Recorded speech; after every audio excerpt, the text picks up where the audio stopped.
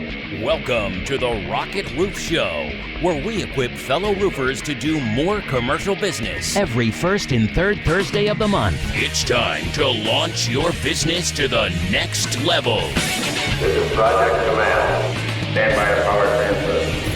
3, 2, 1, blast off!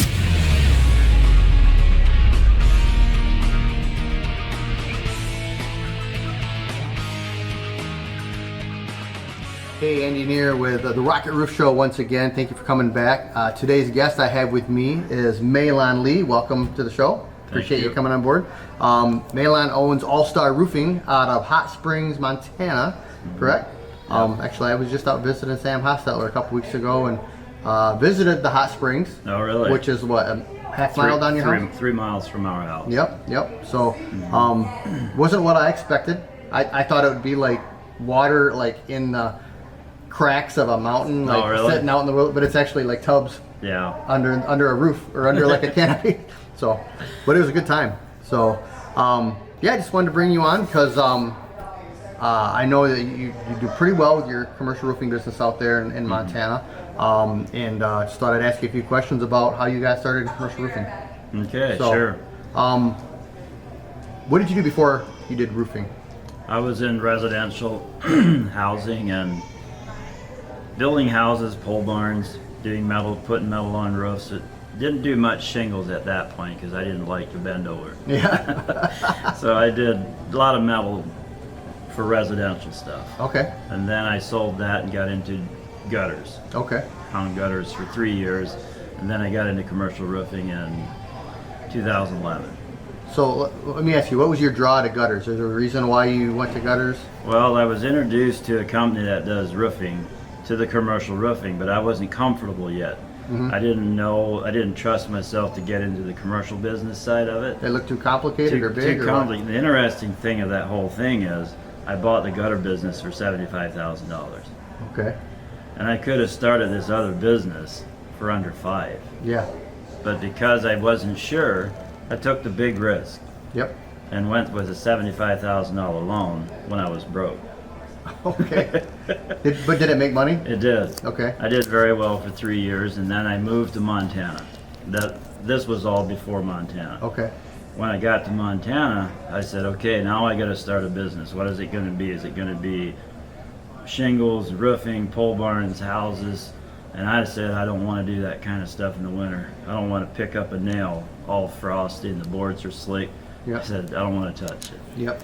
So I said, I'm going to get into the Conklin commercial roofing business, and I pushed it, and I pushed it hard. Send out flyers, and got my calls that way, and that's how I got started. So I was talking to you earlier this afternoon, and I was asking you about when you were introduced to commercial roofing, and the guy that introduced you was a Conklin contractor, but you were apprehensive at first, right? Yeah. Like you didn't.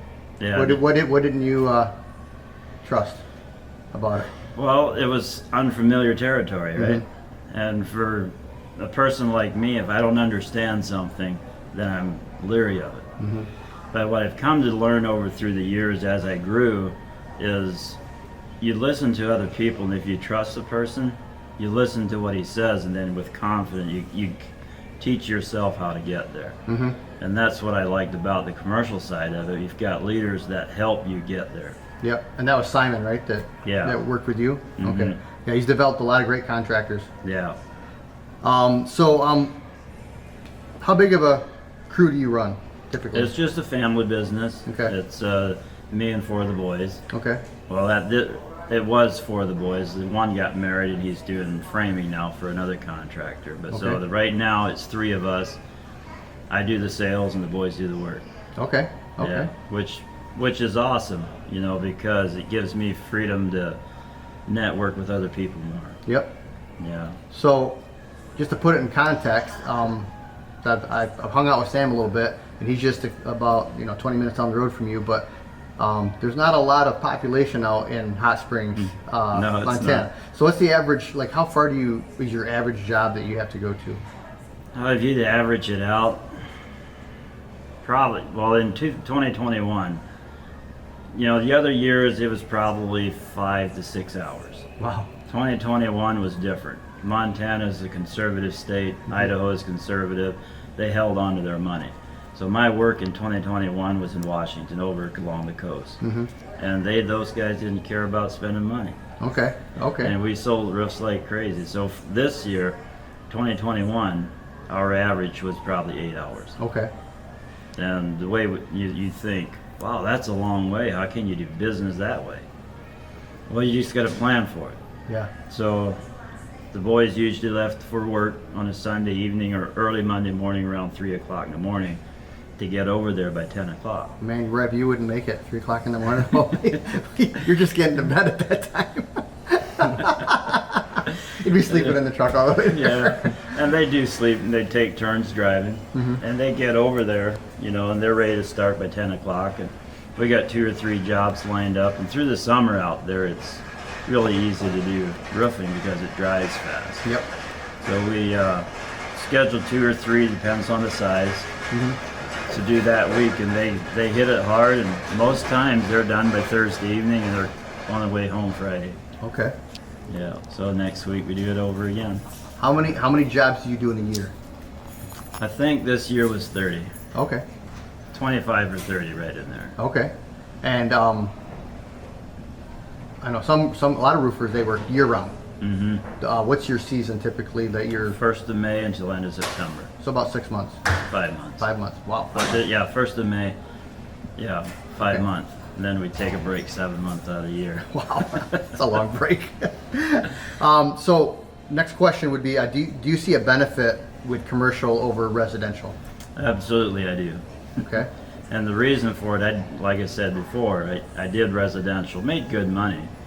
But what I like about the commercial side of it, you're dealing with more professional people. You don't have near the, well, if you put metal on a house and you get the row of screws crooked, the homeowner doesn't like that. Yep. And sometimes it makes you pull the metal off just to have straight screws. Things like that doesn't make sense.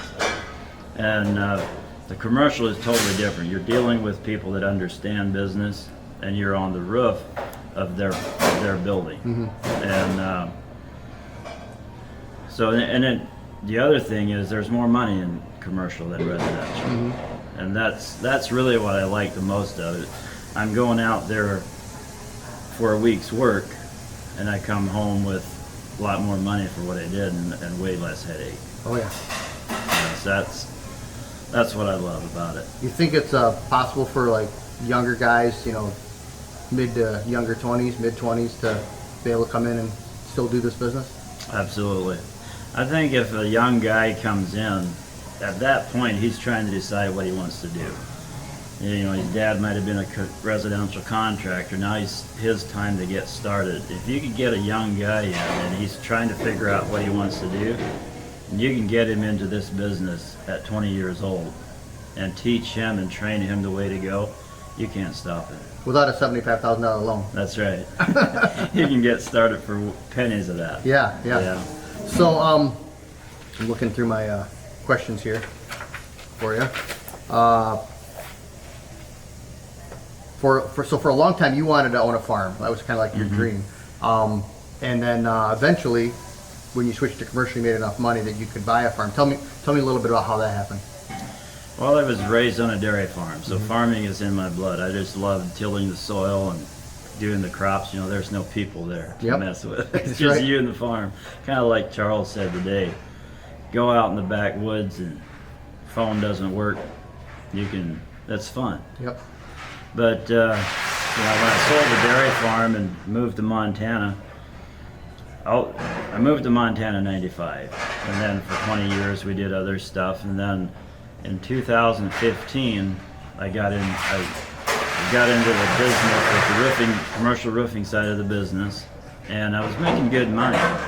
And what I noticed about the whole thing was if I don't figure out a way to spend my money, Uncle Sam's going to get 38%. Yep. And I said, that's just crazy. If somebody's going to waste money, let me do it. That's right. I know how to do it. Yep. And I love farming. I said, where I grew up, we couldn't have tractors. We couldn't have a lot of equipment. We had rules of what we could do.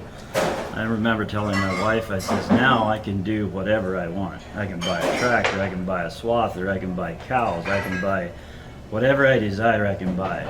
I said, if I don't do it now, I probably never will. Because I had 4 boys at home yet at that time. Yep. And so we bought a farm. We had a 200-acre farm, and what I did with the cows was I said, I don't want to go into debt with the cows. So I just, whatever money I made in the roofing business, I bought cows.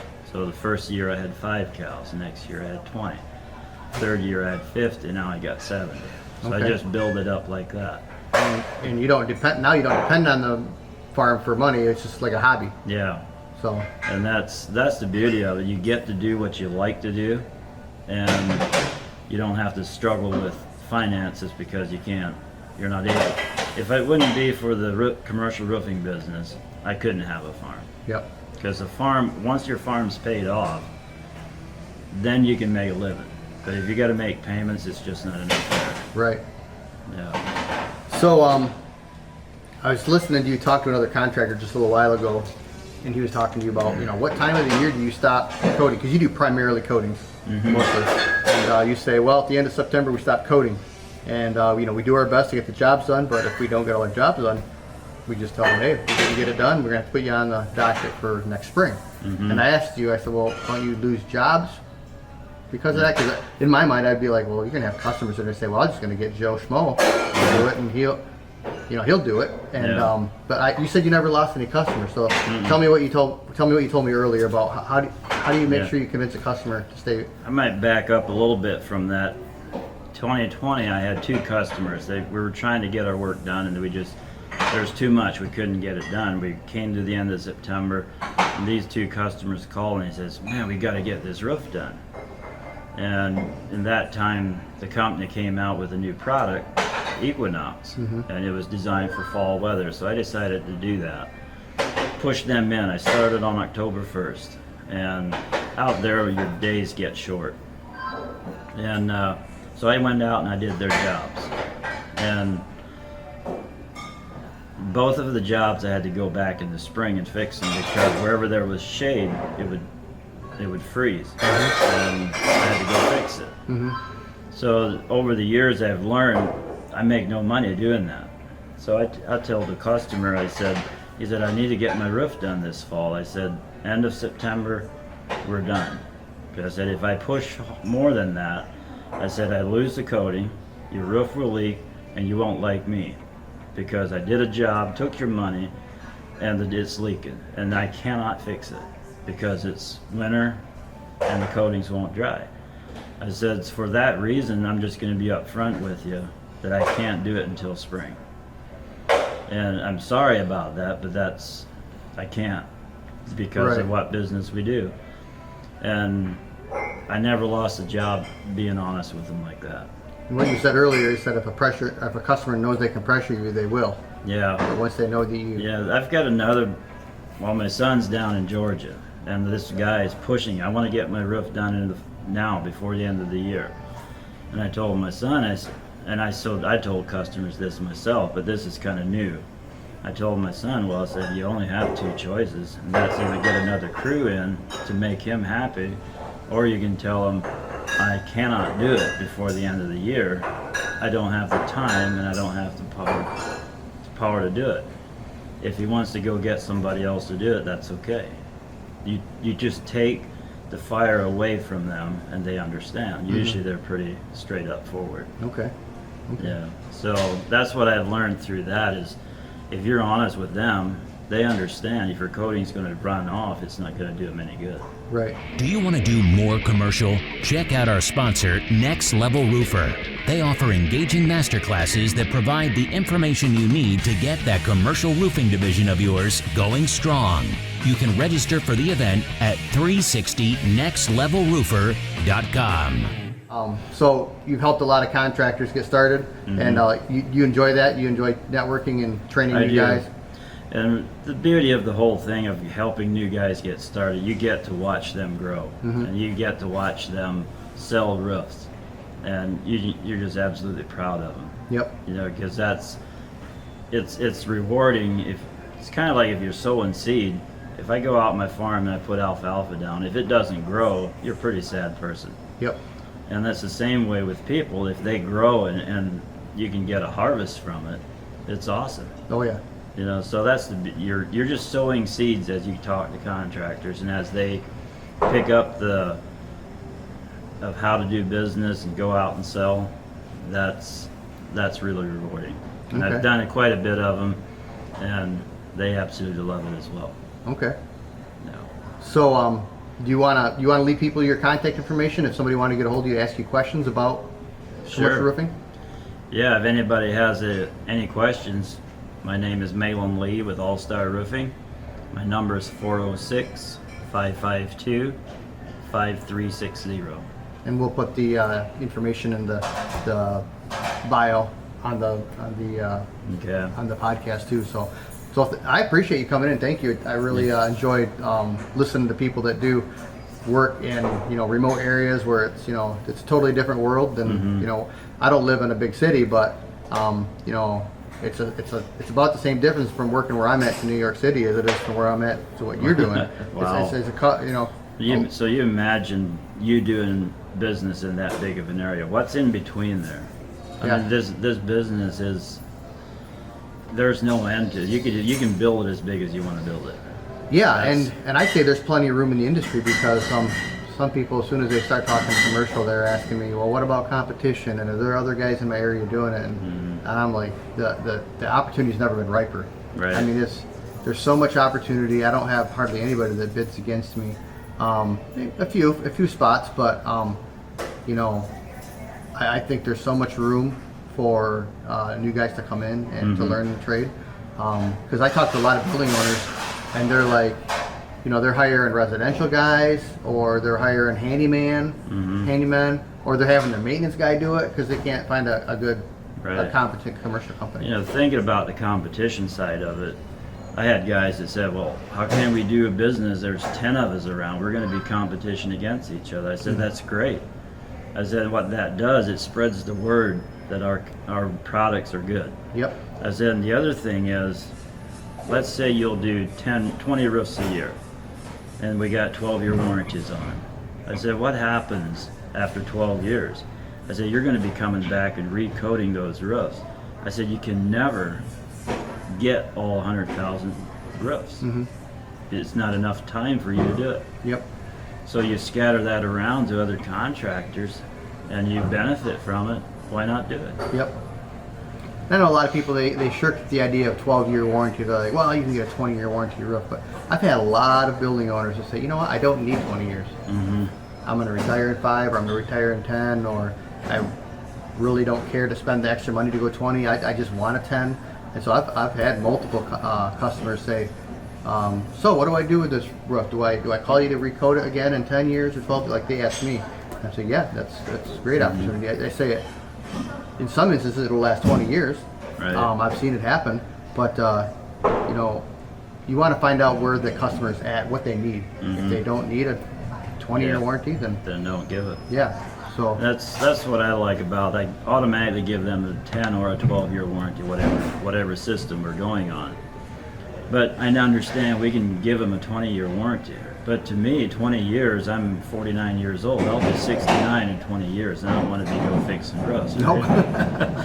But if they want a 20-year, and this is what I tell them, I says, I can give you a 12-year warranty. That comes with the product. But if you want a 20, I can give that to you.